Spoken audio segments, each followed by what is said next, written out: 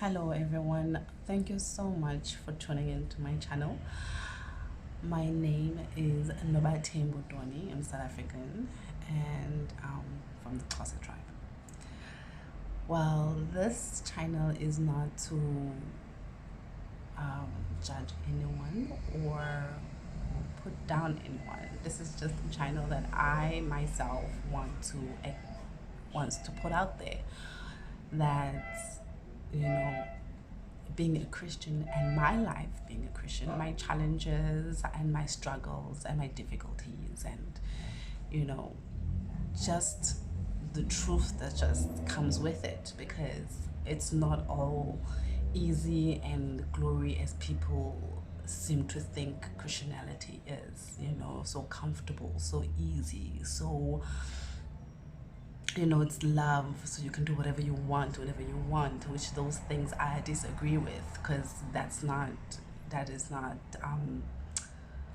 that doesn't correspond with the Bible truth. So this is just my um, this is just me having to speak about all of that on my end and my struggles. I'm not saying I know everything. I do not. I know some, and I'm still learning myself, but I know the challenges I go through based on what I do know. And I'm just a sinner, and we all fall short of the glory of Ahaya. So yeah, this is what my channel is about. I will be mentioning certain type of names. Maybe some Christians will not know nor agree to them, but I've taken upon the names of the Hebrew names, which is Ahaya means I am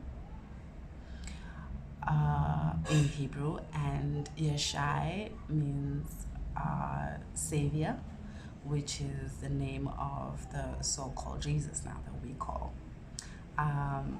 So if you do find offended for the fact that I call these names in Hebrew, please do not. If so, take the truth, and the lie or the what you don't accept, just put it in the bin or put it behind your head until God, which is Allah, reaches out to you and tell you the truth. If you truly seek, you will find. That's what we learn, and I have seeked, and this is what I found.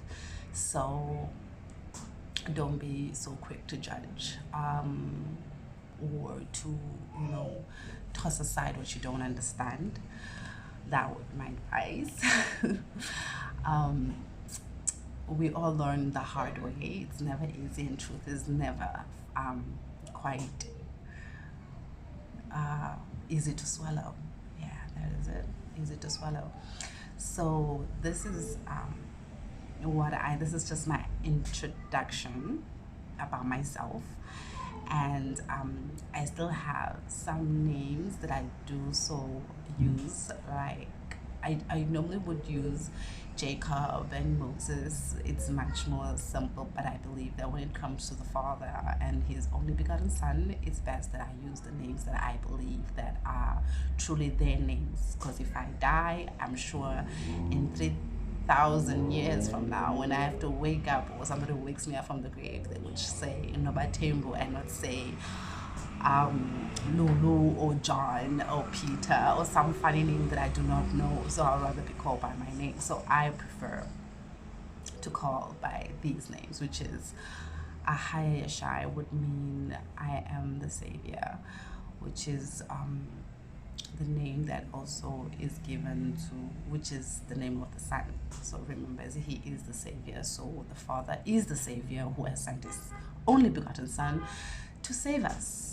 Yeah, so that's what it means. Jacob is Jacob, but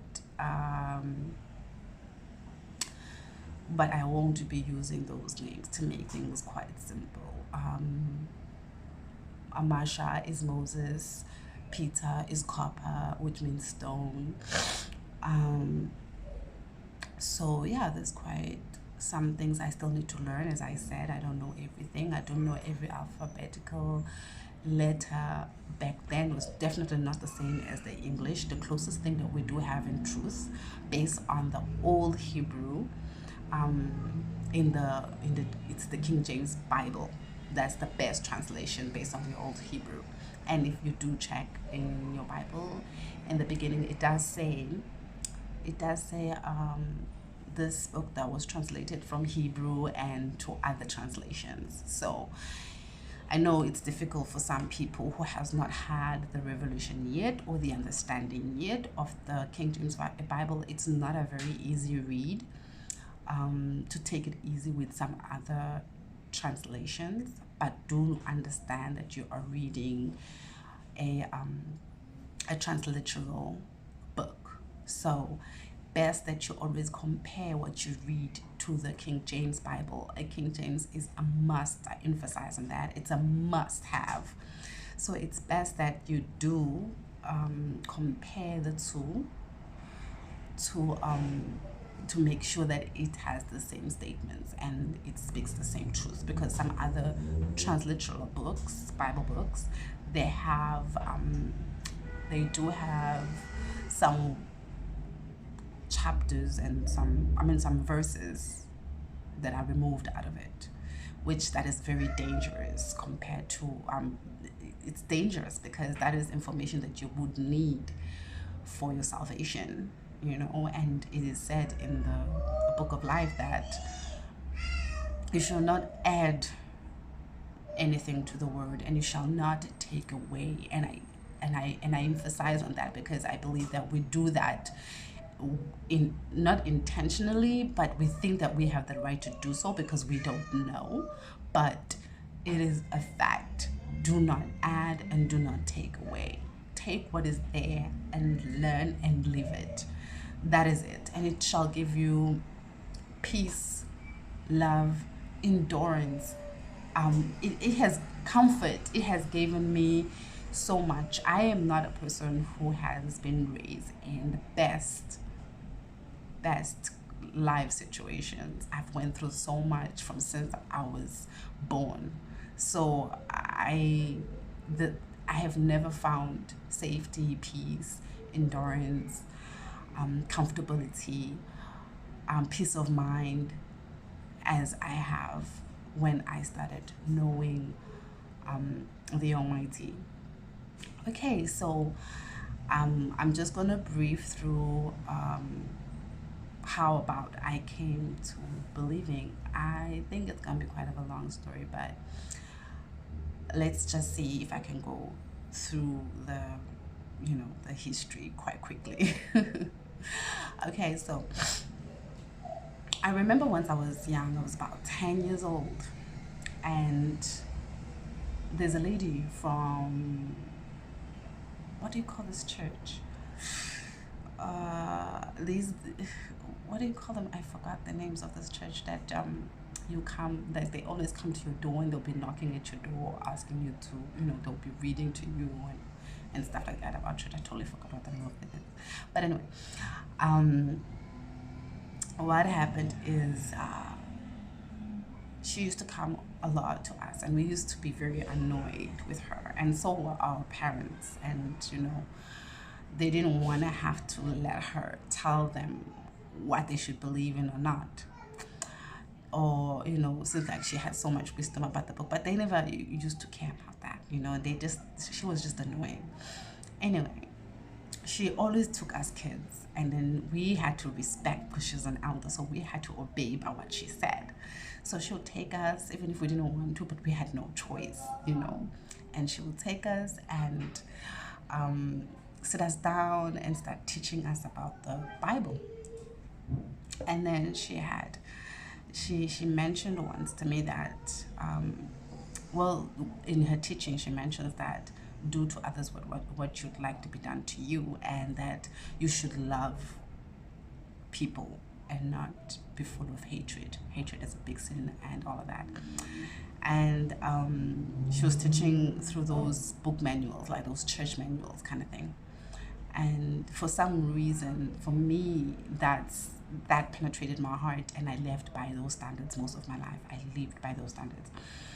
So I try never to hurt anyone, to insult anyone, to put anyone down. You know, I've always lived like that. It was a good thing because I trusted in that word and I held onto it. But at the end of the day, for me, it was a bad thing because I didn't know that not everyone was meant to be. I guess I loved unconditionally for everyone in the world, but I think I was supposed to have limits to it, the way that I see it now. But because of that, loving unconditionally everyone and everyone, it got me into a lot of trouble, to be honest. It got me into a lot of trouble because I expected that I should give and I will get in return. But for some reason, I gave and I never got in return.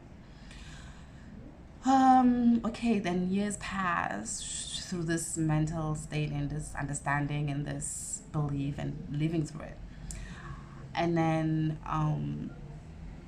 but then I met someone in my life who kind of helped me out, who did help me out quite a lot through a broken time. And then this person helped me out to solve my pain, if I so to speak, and it did change my way of thinking. You know, I guess I was just deep down in hurt, and this time I had a bit of understanding where and how, you know, it would have it happened to me, and now I could handle it.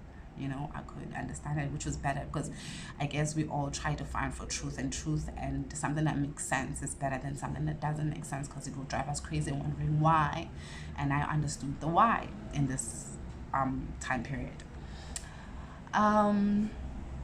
which I'm so grateful to that person, and truly thankful to this point, to this moment. And believe me, this was not through biblical ways or anything like that, but I do believe that a higher had everything to do with it.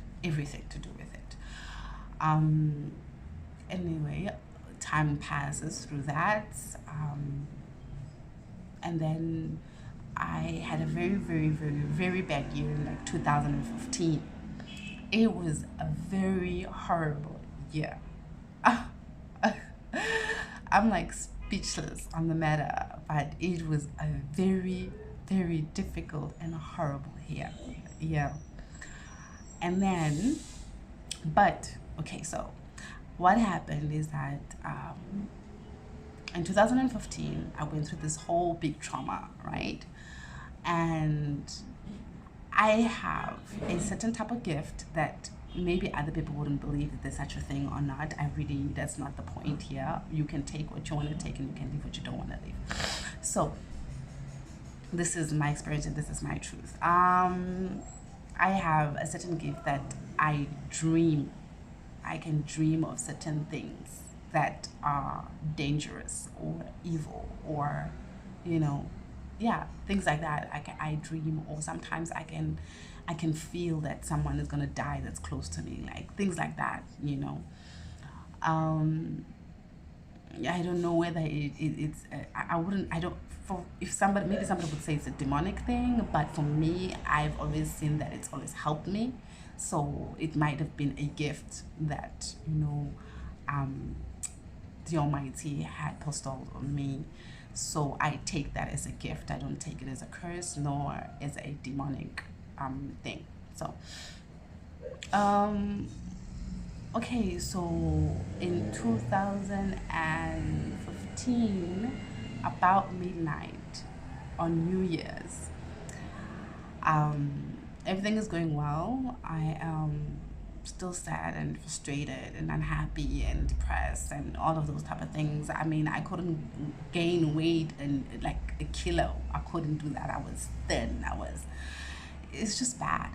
And then strike midnight 2016, about maybe 5 minutes later, entering 2016, my phone that I just recently bought falls on the floor and cracks the screen. And I'm telling you, I blew a casket and started crying like I lost a life.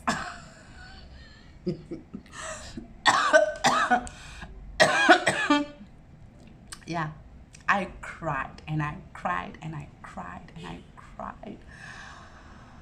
And people wouldn't understand, why am I crying so much just for a broken phone? I mean, it doesn't make sense. And I guess all that I was holding inside at that moment when my phone fell and broke, oh, it just, you know, it just provoked so much pain, and I couldn't hold it anymore, and I just had to let go. And then I went to the loo, and I shut the door, and I was like, I had enough of this. This is enough. I mean, whatever I try to do that I am like, I try to make right, or I fix, or I plan, or I work hard for, I don't have time to lie. I'm not doing all these things, but I'm losing so much. Nothing is working out as planned. Everything is just miserable. Everything is just falling into disaster. Everything I touch is just destroyed. I mean, what? I couldn't. I said, you know what, Allah, right now, if your plan is to kill me, if your plan is for me to die at this moment, this evening, tomorrow, if you plan that I should die and you want me to die, then just do it. Let me die. But from this point forward, I will not, and I mean, I will not worry about buying bread. I will not worry about the penny I have, whether it's a cent, whether it's 50 cents. I don't care. Whatever it is, I have. If I don't have it, I don't have it. And if you so wish for me to be alive, you shall provide for me. As you said in your scripture, do not worry about tomorrow, because tomorrow has its own problems. From this point forward, I don't worry about nothing.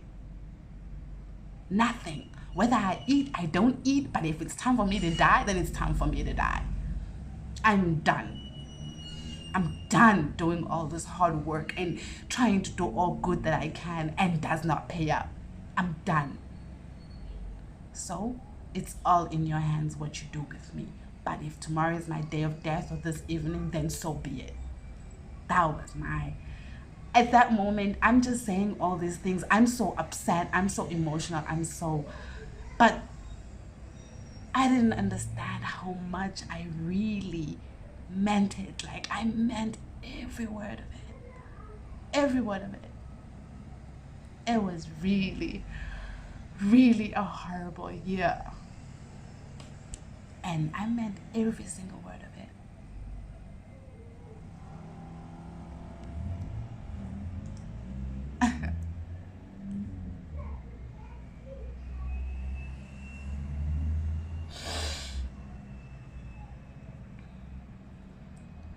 I might have had a horrible year, but I really had a horrible upbringing. A very, very unhappy one. And yeah, and I meant what I said, and I lived up to it. The next day, I didn't care whether I was coming or going, whether I didn't have, whether I was working, I didn't work. I actually, that time, had resigned from work through the situations I had. I didn't have a job. I really didn't care. I didn't care that I didn't have anything. But for some reason, still, the Almighty provided for my food, provided for a way. I never had anything. And all that mattered to me was, like, nothing mattered to me, but all I had was a roof on top of my head and food to eat. And I could have never been so happy. I could have never been so happy for just those two things. And I didn't even work hard for them. I didn't suffer for them. Like, everything was just working out the way it should. I wasn't forcing anything, I wasn't pushing anything, I wasn't putting any effort in anything. Everything was just working out. Working out in a matter that all I had was a roof over my head and food to eat. And it's like, just when something is about to finish, nor do I even care. Something will come along, someone will give me money, somebody would invite me over, and and then I'll have a good time in it. But mind you, I've given all my trust and all my life to the Almighty, but I was still a sinner. All these good things are happening. I'm not stressing for one little thing, no, nothing. I'm at peace, I'm good, and I'm willing to accept whatever happens tomorrow. It happens without my concern, without my worries, without my plans. I don't plan anymore. But imagine, through all that, my life got turned different direction from what it was most of my life. But at the end of the day, I was still a sinner.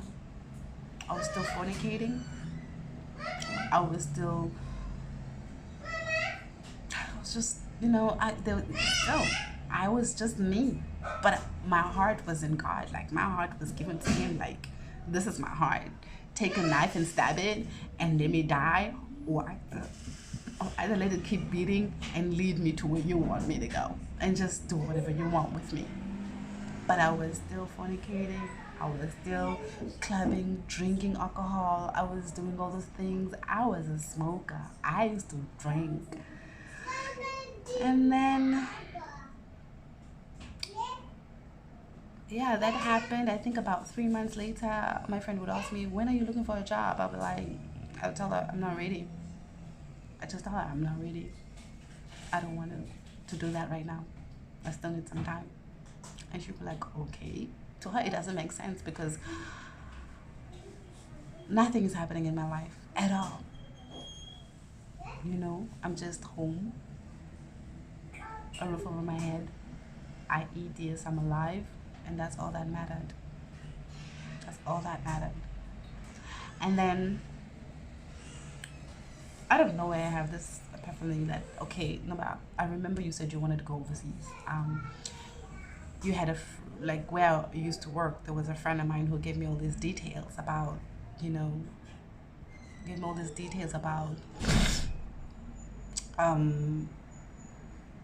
what is this tool to search jobs overseas. So I tried a few of them, and then one responded, like, I think about immediately, and then told me that there's an introduction come within 3 days, and I went for the introduction, and after I went for the introduction, it told us to come back again for an interview. Then we went for the interview, and then from the interview, I got a job in the Middle East, Abu Dhabi, and then and then from there, imagine, my true desires for a very long time was to get out of South Africa, was to be away from South Africa. I felt like it caused me so much pain, not the country itself, but my mom. We had some very bad difficulties. My baby daddy, he was also a problem, that it was also so much pain that that you contributed, and what else, and the way of life, man. The way of life, as I said, I used to drink so much, I used to smoke so much, all these things, and I never used to understand the way. It's not, you're living in a situation, and you're living in a certain country, and people behave a certain way, and you think that it's okay. Some people think it's okay, that okay, this behavior is normal, and this is how life is, and it's okay with that. I'll join it, I'll be part of it, and it's okay. But for me, it was not like that. It was always like, how could you think like that? Why must we live like this? Why can't we change things? That's the type of mind and heart that I had. Like, I don't see this is okay, but you put yourself in danger doing certain things like that. Like, I always like contradicted in everything that we did, as you know, as the way that I was living around people around me, or around the city itself, you know. Um, yeah, so pretty much I always contradicted those type of things. So I've always had this deep desire that I want to leave the country, and at that moment, God made it happen. Allah made it happen. Um, then I went to the Middle East, and in the Middle East, never mind. So this whole time, I'm actually, I don't understand. I know where my heart is at. I know what I said, but I don't know what's taking place. I don't know how much I'm being guarded, and then I'm being led. I'm being, you know, I'm being led in a direction that I don't even know that I'm taking part of. Though I had given and given my heart and given my trust to him and him alone. Um, yeah, so I went to the Middle East, and when I got to the Middle East, it was all so good. Um, I stopped smoking that time. I like not stopped, but I was a casual smoker. I wasn't smoking as much anymore. As soon as I was told that I got the job, I'm going to the Middle East, my levels kind of went way down. And I felt a bit more peaceful. I started gaining a little bit of weight. Like things were just, you know, changing. And then I went to, and then when I got to the Middle East, about maybe about, I don't know, like maybe 2 3 months later or something like that, but a couple months, like a few months later, for some reason there was like a switch in my life where there was like a switch where it just said stop smoking and stop drinking. Like if I that time, even though I was a casual smoker, but when I look at somebody smoking, I would crave for smoking. And if it were drinking or something like that, I would crave for drinking, and I would also like drink or something like that. But for some reason, it was like a switch that went off. Like I would look at somebody smoking and I wouldn't want. I would look at people drinking and I wouldn't want. Like doing things at the specific, I don't know. It just like everything just switched. I didn't understand. It just happened. It just happened, you know. Um, so yeah, this is my whole testimony about how I got to be, a a believer. And then okay, and then after the whole switch of cigarettes and switch of what is this, of alcohol, I went to what is this, yeah, um what was my point? Oh yeah, then this one day, um uh, this girl, who was working with me, she shows me a video and says, hey, have you seen this guy? There's this guy, and his name is Dr. Khalid Mohammed. And I'm like, I don't know him. He's like, yeah, he's commented stuff about South Africa. You should hear it. And I'm like, okay, I'm curious, And there's nothing much to do, so it's always been Wi-Fi, network, and stuff like that. And I'm like, okay, cool. I'll do it. And I mean, give me the person's link, and then I'll check it out. And then really, she gave it to me, and then I checked it out. And this man, this man.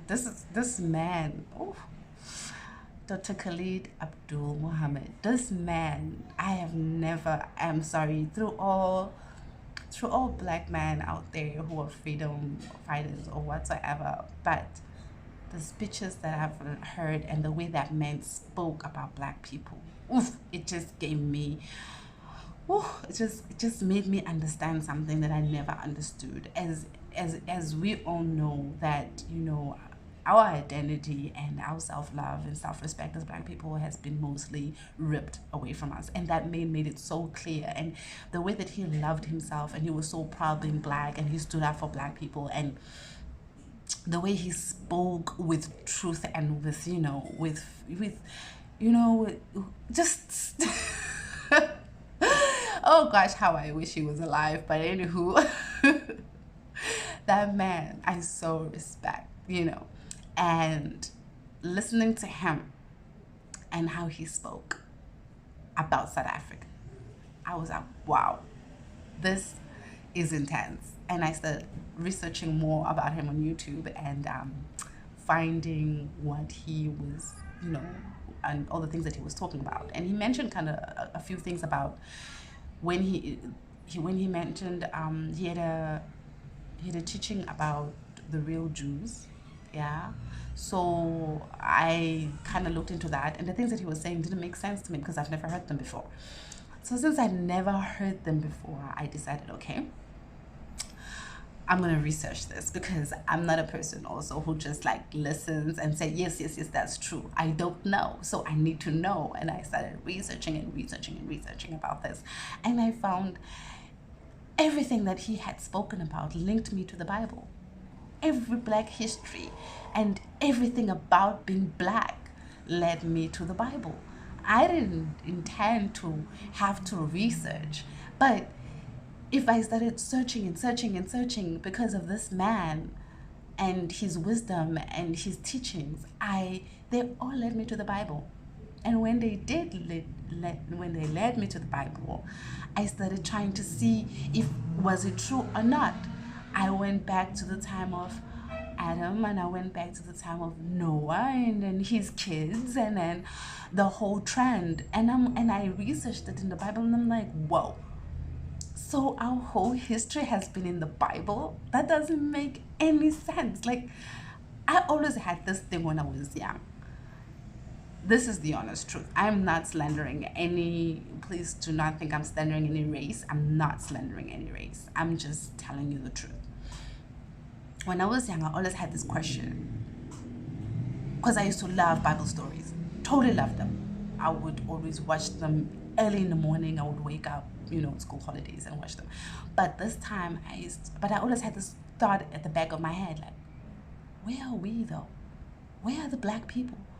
Didn't we exist at that time? Like, whether it was Noah's story, whether it was Abraham's story, whether it was Jacob's story, whether it was David's story, whether it was whose story, we were just never there. I'm like, but where were we all those times that we just appeared out of nowhere, like, boom, there's Black people, wow, and they have no belonging, they have no history, they have nothing. And I'm like, but where are we in the Bible? And I think because of that has caused a lot of Black people to turn away from the faith, because they just don't understand. Like, and then they hold on to traditions more than they would hold on to the word of the Bible, because the Bible's all about, the white race. I'm not slandering anybody here, please. I'm just saying the truth. And I'm saying what it is. What the white man. This is the truth. And this is what has happened to me. So I used to always have this question at the back of my head as a kid growing up.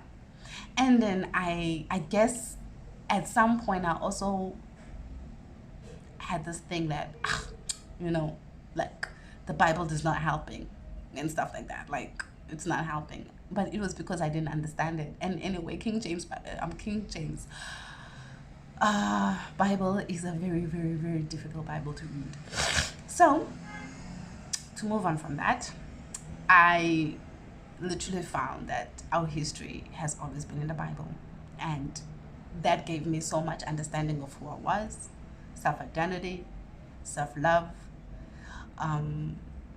appreciating who I am. I'm not saying that we are the Jews as, Black people. No, we are just as white people. We are, what do you call it now? I had this word at the back of my head. Gentiles. We are Gentiles. But the fact that we belonged, the fact that we existed, that means a lot. That means a lot than for us not knowing where we come from, where we begin, and where we're ending. They do say you have to know where you come from to know where you're going, which is very true. So yeah, and then that's how I got into the Bible, and that's how I started learning. And I decided to give myself a chance to go to church because I was not a churchgoer. I never liked churches, so I went to church, and in church they were teaching. The teachings were, I was telling, to give in. I was giving in with my heart and all of those type of things into the fact that, okay, what they're teaching is true and whatnot. But I had a question, guys. I had a question. For some reason, I have this type of soul that if it doesn't make sense, it gets bothered. And if it's not true, or it's contradictive, or it's too confusing, it won't let me settle at all. And my soul had a question about the Trinity. It did. It really did. I'm like, then who do I pray for? Do I pray for God? But they say God is Jesus. So if I say Jesus, it is God. So how do I pray? And if I say Jesus, but it doesn't make sense because I'm saying God, it is. So why do we still have to say Jesus if we're saying God? It doesn't make sense. So that means we just have to just say God, and then that's it, because that's what the Trinity is. The Trinity is one being in three. It doesn't make sense. For me, it didn't. It really didn't. It didn't make sense. Totally didn't make sense. And I didn't understand that. So I did what I do best. I researched. I researched and understood the Trinity. And still I didn't, well, before I, yeah. No, I didn't understand it at that time. And then I was learning obedience. Mind you, I'm going to church, yes. And then I was learning obedience. But I was learning obedience not through the church, but I was learning obedience through my spirit. God, Allah, Ahaya, himself, the spirit of his only begotten son led me and taught me obedience. Like I had missionaries, like I had assignments to complete. I remember this one time, my spirit said, Noba, from this point forward, that's my short name. Noba, from this point forward, even somebody gets angry or somebody talks to you badly, do not respond. Keep quiet. Learn to shut up. And this was coming from the fact that I was starting to listen. Listen to who? The spirit. From where? Because I'm reading. You understand? So the spirit gets to talk to me because I've got knowledge. I understand. And then, yeah, I started. I did this mission. I did this. This mission, and I got it. And then it was another mission after another mission after another mission. And I remember this one time, I was taken away from one of my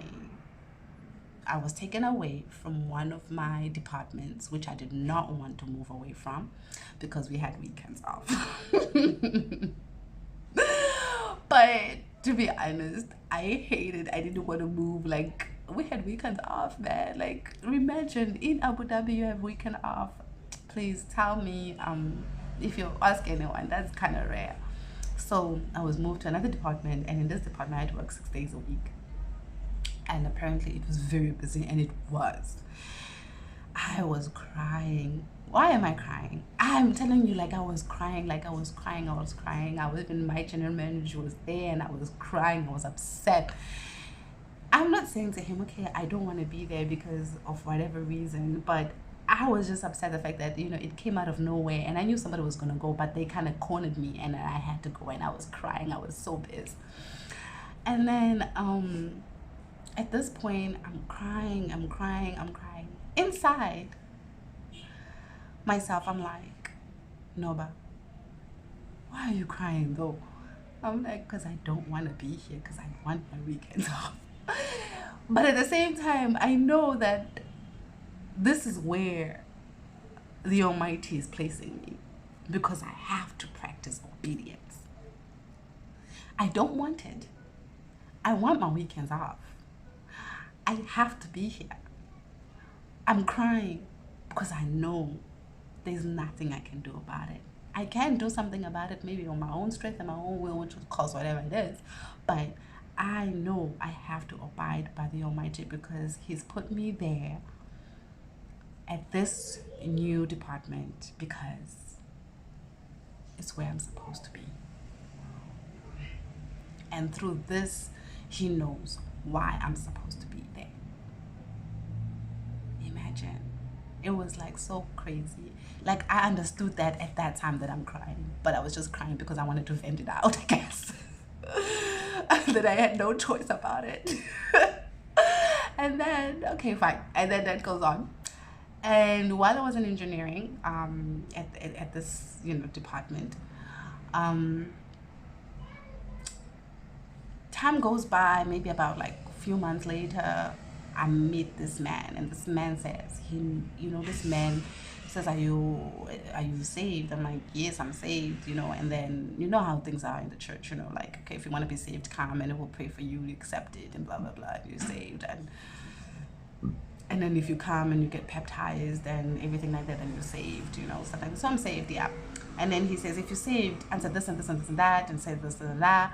And I'm like, I can't answer these questions. Like, I really couldn't answer the questions this man was asking me about the Bible itself and about the truth itself. And I'm like, okay, cool. And then he says, come and to our Bible study room, and then you learn there, and we'll teach you everything. Oh, this is longer than I expected it to be. It's like 41 minutes. Ooh, okay. Anyway, and then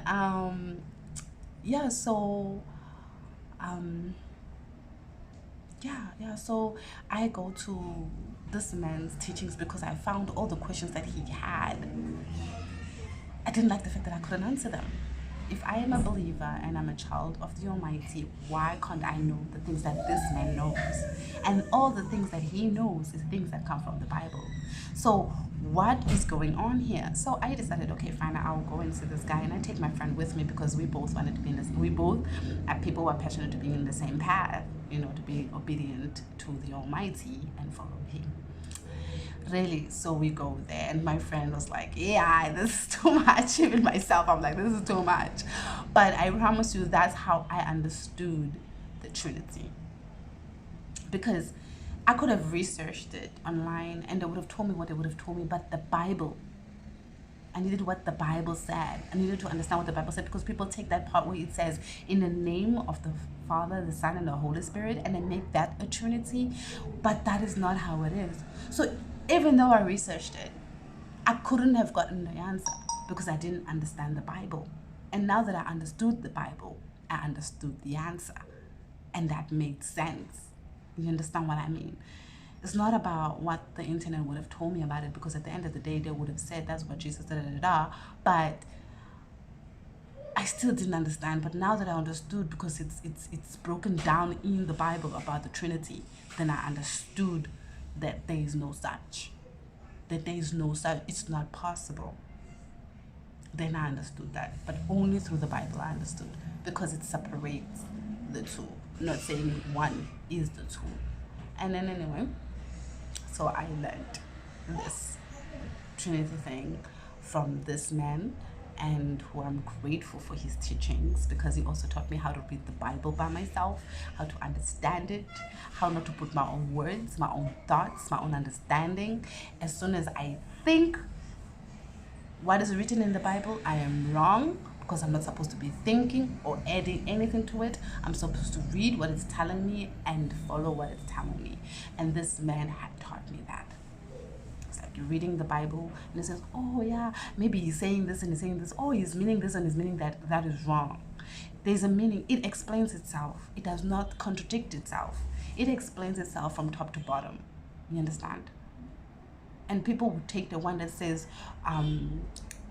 drink because of the glory of God, alcohol. But if you read before, it says, they say those who are drunkards or whatever it is, that's in like Proverbs. I kind of know briefly about that part. Like, it says those ones who do the wrong, they say this, that drink because of the glory of God, which that is a lie. Now they're taking that part and then they expand on it to make themselves feel better, which is things like that I've got to understand. So I know how to read the Bible today because of that man, which I'm totally grateful. And I would have never met him if I would have never moved from the other department to the other department. I would have never met him, but But again, I was obedient. I had to do what I had to do, live in a situation I don't want to live in just because of the fact that's where God wanted me to be. That's where Allah wanted me to be. Pretty much that's how I understand, and that's how I've learned the Bible, and that's how I went through my challenges, and that is who I am, and that is where I come from. And there's more to what I'm going to be telling you guys, and I'm going to tell you about my daily challenges or my events or things that has happened or my thoughts, based on the situation. Right now I do not go to church. I haven't found a church that speaks truth. So far, the only church that I do that I do believe that has truth, it's the one that I'm listening to on YouTube, which is Prophecy TV again. That one, I listen to that because it has a lot of truth. It doesn't contradict what the Bible says, and um, Pastor Andrew really speaks the honest, like he says it as it is, and doesn't camouflage it or hide it, and that's what I like. I like straight up and forward. So yeah, that's what this is who I am, and I'm glad that you've taken the time to listen to me for 46 or 50 minutes. My word, is a lot. Well, please don't forget to subscribe and to like and to comment below. Well then, have a wonderful evening, morning, afternoon to any of you all over the world. And thank you so much for taking the time to listen to this again. And may the Almighty be with you, Ahaya Yashai, guide you.